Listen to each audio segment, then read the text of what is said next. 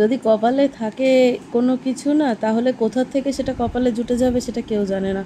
তো আজকে হঠাৎ যেতে যেতে বারুইপুর চলে গেছিলাম, আর সেখানে গিয়ে কপালে আমার এসব কিছু জুটবে আমিও এক্সপেক্ট করিনি।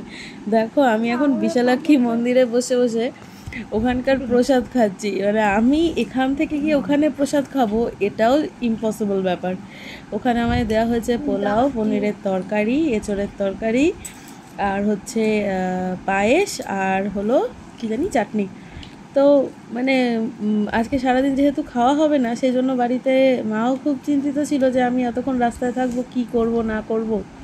তো আমি খাওয়া নিয়ে সেরকম একটা এক্সাইটেড ছিলাম না যে আমাকে খেতেই হবে, এমনও কোনো ব্যাপার না। কিন্তু ওই যে ভগবান বোধহয় আজকের খাওয়াটা ভগবানের বাড়িতেই আমার জন্য রেখে দিয়েছিল, সেটা আমার হয়তো জানা ছিল না।